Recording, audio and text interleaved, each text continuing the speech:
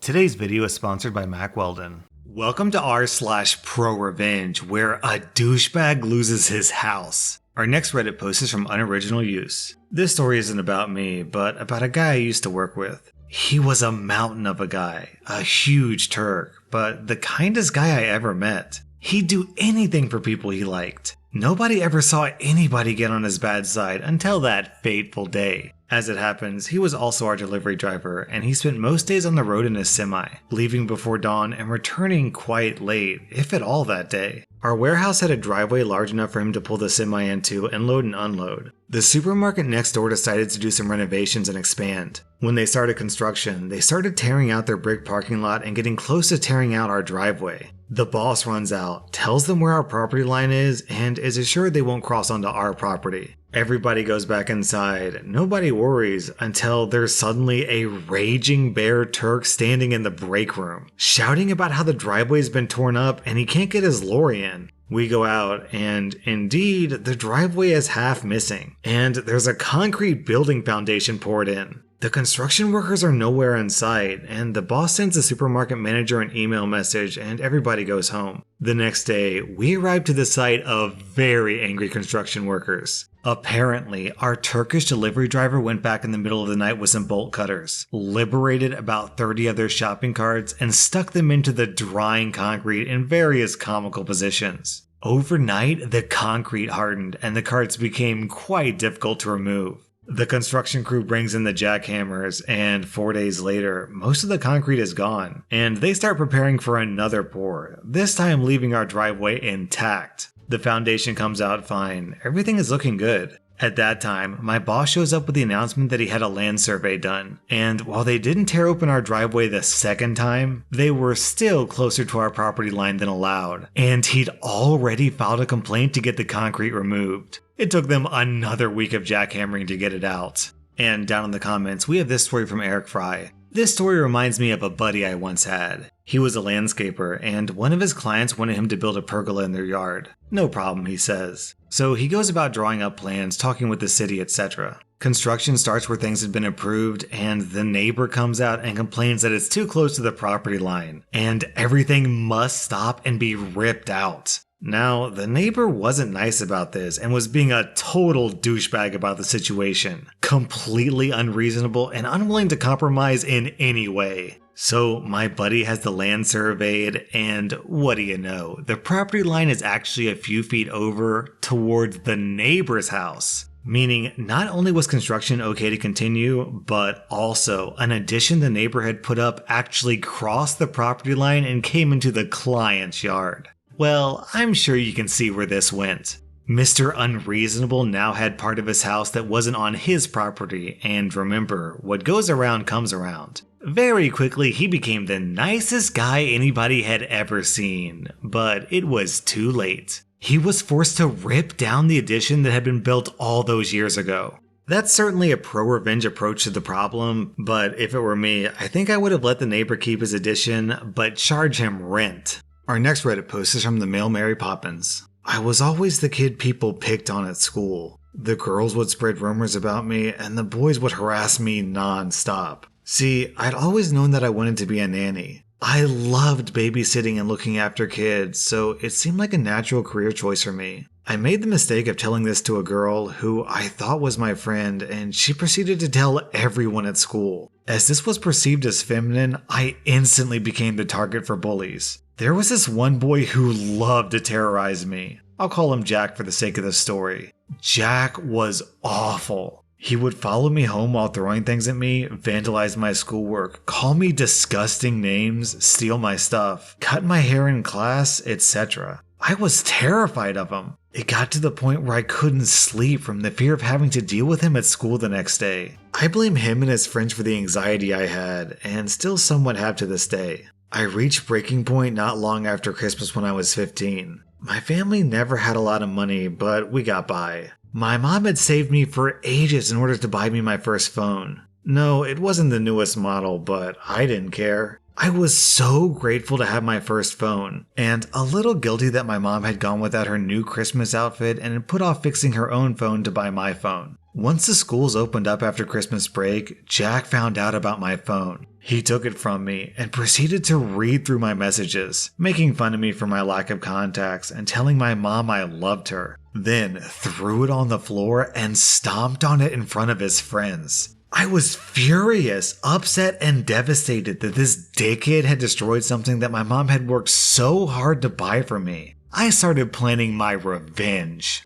I knew through the grapevine that Jack's mom was a stay-at-home mom. His dad had a well-paying job, and his mother was quite happy to stay at home with the kids, 4-year-old twin girls. I also knew, however, that she didn't get to go out much as Jack would flat out refuse to babysit, and she was pretty picky when it came to who was allowed to look after her kids. I used to babysit her friend's little boy and was pretty good at it if I do say so myself. However, for my plan to work, I had to babysit Jack's siblings. I made a few comments here and there to the little boy's mom about wanting to get a few more babysitting jobs so I could save up some money for my mom's upcoming birthday. As luck would have it, the lady recommended me to Jack's mom since it had been so long since she'd been able to go out with the girls. For the next few weeks, I'd go to Jack's house with the other little boy I was babysitting and look after his little sisters. Despite Jack's awful attitude, his family were all pretty nice, and his little sisters were an absolute joy to look after. Jack wasn't usually in the house, but when he was, I could see that it killed him to have to be civil to me. His mom would have flipped out if he'd been horrible to me in front of her or his little sisters, and they'd have quickly ratted him out. Once I decided enough time had passed, I put my plan into action. See, Jack was one of those creepy kids who liked to brag about his adult magazine stash in his bedroom. This made him cool to his friends, but I never understood why, to be honest.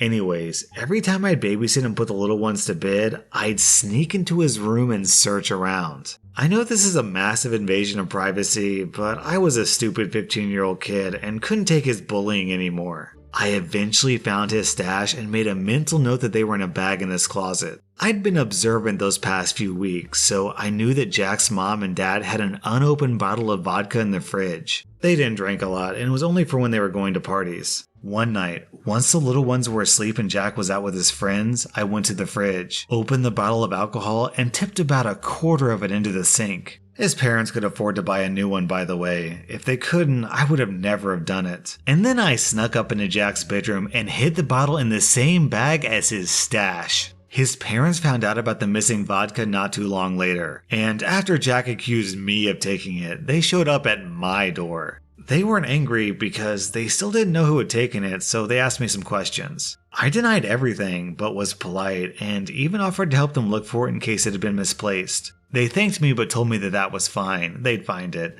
And oh boy did they find it. I was called over the next day to take the little ones to the park for an hour or so in order for them to have a talk with Jack. When I got back, Jack was in his bedroom, and if the noises were anything to go by, he was crying. It turns out he'd ratted himself out. His parents found the bottle of alcohol in his room along with his adult magazines. His mother hated anything of that nature as she found it to be degrading to women. She humiliated him by gossiping to the neighbors about his unhealthy obsession with intercourse. He denied everything and accused me of planting the alcohol there. When asked why I'd do that, he ratted himself out by saying it was payback for him breaking my phone. His parents flipped out. They'd had no idea their son was such a bully. They took away his phone, grounded him, and made him sell his gaming console to pay to get my phone fixed. His face when they made him hand me the money will stay with me forever. His parents questioned me about the bullying, eventually informing my mom as well. I had hidden it from her and told her I dropped my phone. He got into a bunch of trouble at school after a few other kids came forward about the bullying they'd endured at the hands of Jack and his friends. A few of them, including Jack, got suspended.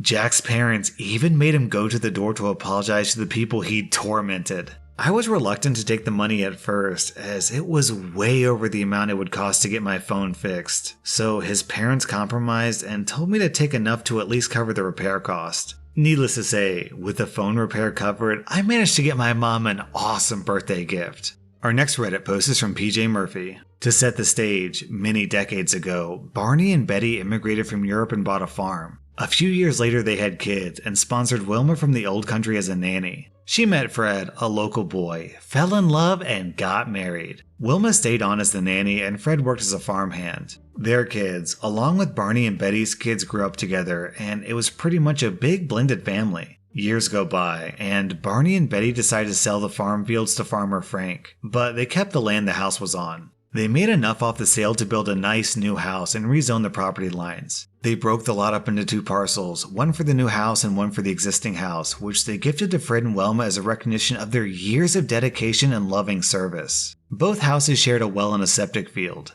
More time went by. Barney and Betty passed away, and their house was inherited by their son, Bam Bam. Fred also passed away, and Wilma stayed in the house. She was an angel. Everyone in the town knew and loved her. She was like the town's grandmother. She was active in the church and liked nothing more than crocheting booties for anyone in town who had a baby. Sadly, Wilma passed away too, and her house was inherited by her daughter, Pebbles. She was well established in a nearby metropolitan city and made the decision to sell the house. She put up the parcel of land for sale, and it was purchased by a builder from the city who we'll call Dick. The name suits him. He wanted the land to use as a country getaway as he already had a place in the city. He got approval to improve the place, and his plans were to convert the barn into a multi-car garage with a man cave and an apartment in what was the loft. He started by tearing down the house, with plans to replace it with a bigger, more modern house. The house was torn down and the new build was started. Bam Bam asked the contractors not to do it, but they didn't stop, so he approached Dick, and the conversation didn't go well.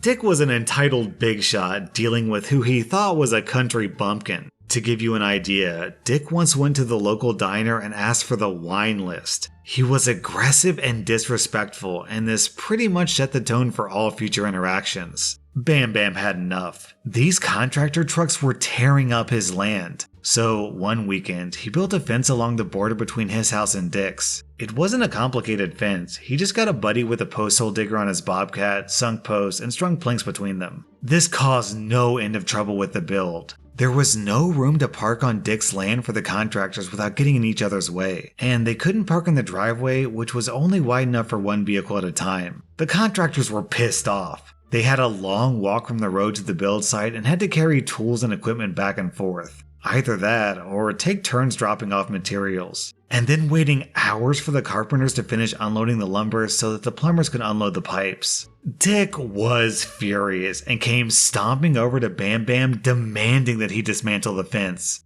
Bam Bam told him to go to hell. Then, a day later, Bam Bam saw that someone had removed some of the fence and the contractor trucks were back on his land. Okay, thought Bam Bam, let's play. The following weekend, Bam Bam irrigated the area where the contractors were parking. He irrigated it long and continuously. He probably had to get a water delivery to make it happen, as the well had a limited capacity. On Monday, the first contractor to arrive turned off at Dick's driveway to go through the fence and immediately sank up to his axles in mud. Did I mention that Bam Bam owned the local service station and knew every tow truck company within 100 miles? As it turned out, everyone they called was too busy to pull the truck out, and they had to call a tow truck from the city almost 2 hours away. You can see how the relationship between Bam Bam and Dick became somewhat less than neighborly. Time went by and Dick's house was completed. It was a low-maintenance setup with interlocking brick over the compound, and tall hedges separating Dick from Bam Bam. They kept out of each other's way, but they certainly weren't pals.